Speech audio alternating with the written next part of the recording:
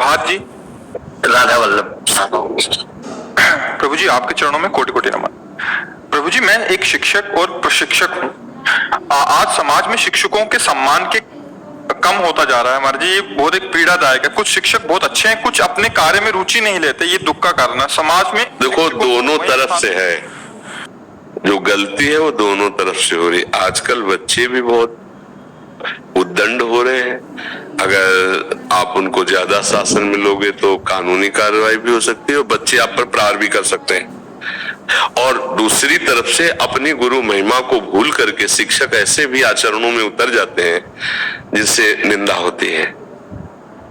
निंदास्पद क्रियाएं, मान लो बच्चों के साथ गलत स्पर्श, गलत दृष्टि, गलत चेष्टा, तो आप गुरु पद पे हैं। मतलब अगर हम शास्त्रों का ज्ञान रखते हैं तो प्रथम गुरु वो हुआ जिसने हमें का सिखाया था, जिसने हमें मात्रा सिखाई थी। नहीं, गुरु पद तो अक्षर का ज्ञान जो है वो आप लोगों से ही होता है। कोई चाहे जितना बड़ा पदाधिकारी बने, चाहे जितना बड़ा महात्मा बने, अक्षर का ज्ञान तो गुरु से ही होता है। पहले पार्टी तो गुरु ही पहुंचवाई ना। अब वो चाहे जितना डिग्री वाला बन जाए, तो अपने पद का आपको ध्यान रखना चाहिए। टीचर को ध्यान रखना चाहिए कि मेरा गुरु पद है, और गुरु बहुत गंभीर होता है, कई माताओं का प्रेम एक साथ रखता है, तो इतना सहनशील भी होना चाहिए।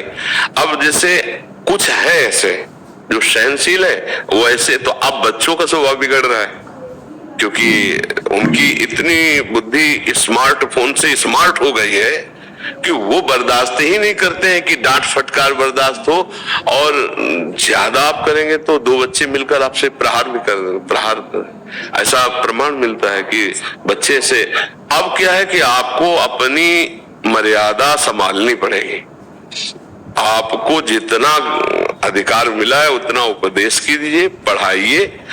अगर प्यार से और मृदु शासन से बात बनती तो बना लीजिए।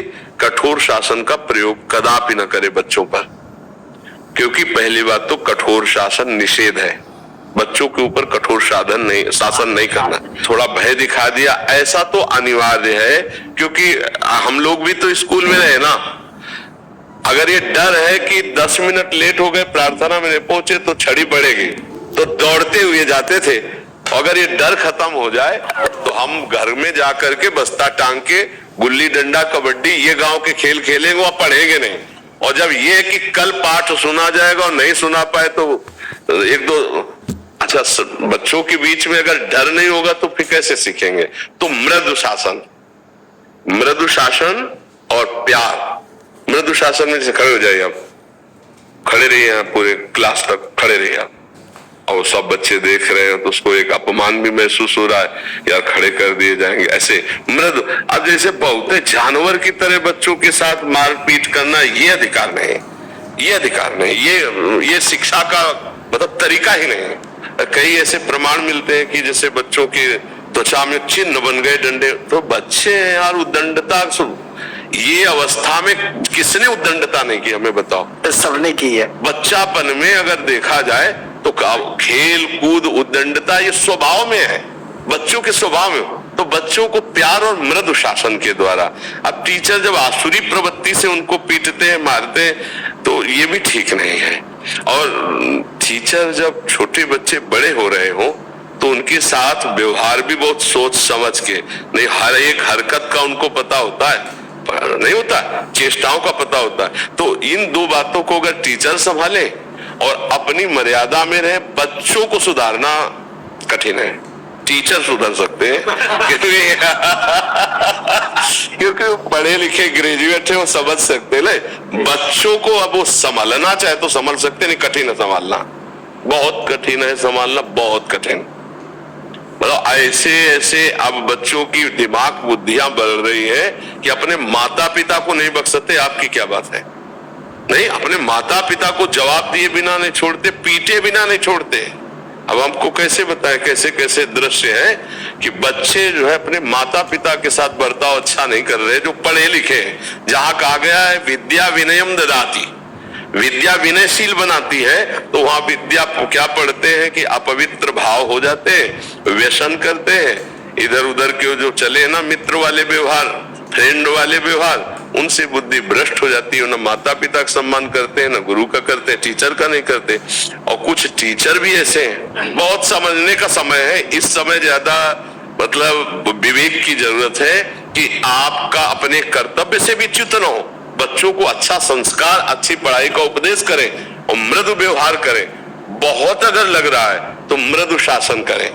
देखो आज हम आपसे प्रार्थना कर रहे हैं, अगर कल ऐसा नहीं हुआ तो आपके माता पिता से शिकायत कर सकते हो सकता है आपकी पिटाई भी हो जाए।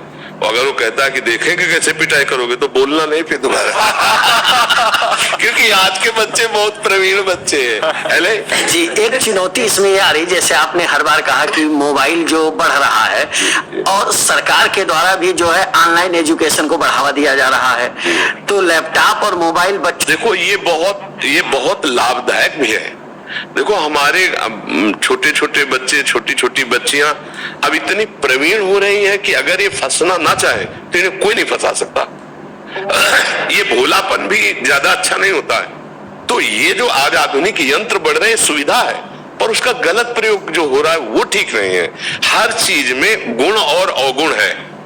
पूरी सृष्टि जो रची गई है सब में दो चीजें हैं, कुछ दोष है और कुछ गुण है। तो उत्तम बात यह है कि हम उसके गुण स्वीकार कर लेते हैं। अब देखो आपको बैंक जाने की जरूरत नहीं, वो सब नहीं हो जाता। तो ये सुविधाएं अब लाइन में खड़े घंटों निकालने के लिए या उसके लिए, तो अब सब सुविधाएं आपको दे रहा है, अब आप उस सुविधा को क्यों नहीं ले रहे?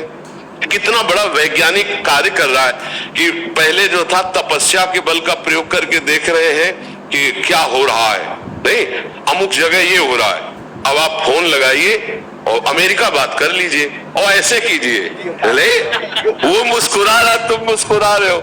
ये तो ध्यान में होता था बड़े बड़े ऋषियों के सिद्धि प्रकट होगी। और क्या बहुत बड़ी सिद्धि। अमेरिका में कितनी दूर है जाने में समझो, और आप बैठे बैठे 1 मिनट में उस आदमी से मुस्कुरा के बात कर सकते हो, वो आपको हाव भाव दिखाई देगा मुस्कुराहट। ये तो बहुत बड़ा बात है ना। तो हम सराहते हैं आज के वैज्ञानिकों को, हम सराहते हैं आज के इन यंत्रों को जो अमेरिका में बैठकर सत्संग सुन रहे हैं, हमारा जो हमारे भारतीय संस्कृति और संतों की वाणी देश विदेश जा रही है, ये यंत्रों से ही जा रही। अब क्या उसका जो दोष है उसका त्याग कर दें। अब उसमें जो अवगुण है, अब हम लोग अवगुण पकड़ेंगे तो फिर ठीक नहीं। और गुण अवगुण युक्त पूरी सृष्टि रची गई है, कोई ऐसा नहीं है जिसमें अवगुण ना हो और कोई ऐसा नहीं जिसमें गुण ना हो।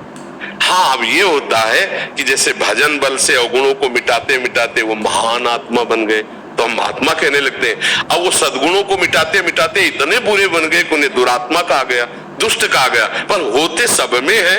अब तुम बढ़ाना क्या चाहते हो? तो ऐसे ही हम यंत्रों को दोष केवल न दें, हम अपनी बुद्धि से यदि यंत्रों से लाभ ले तो बहुत बड़े लाभ है, बहुत बड़े। अब एक बच्ची जा रही है, कोई गलत चेष्टा से उसकी तरफ देख रहा है और फौरन मैसेज कर दिया, मतलब हर फोन कर दिया, धीरे से वीडियो बना, बड़ी सुरक्षा है। वो 1 मिनट में अपने परिवार वालों को सूचना दे सकती कि मैं फंस चुकी हूँ, आप जल्दी अमुक स्थान पर आ जाइए। मतलब बहुत सुविधाएं हैं इसमें। पर ऐसा है कि बस दुविधा हम पैदा कर लेते हैं। अब हम गंदी बात सर्च करके देखेंगे गंदा, तो फिर अब हमको कौन रोकेगा? तो हमें लगता है कि सब चीजें बहुत लाभदायक है, अगर हम उनका दुरुपयोग ना करें तो, सदुपयोग करें तो बहुत लाभदायक। देखो अगर एक कंप्यूटर लिफ्ट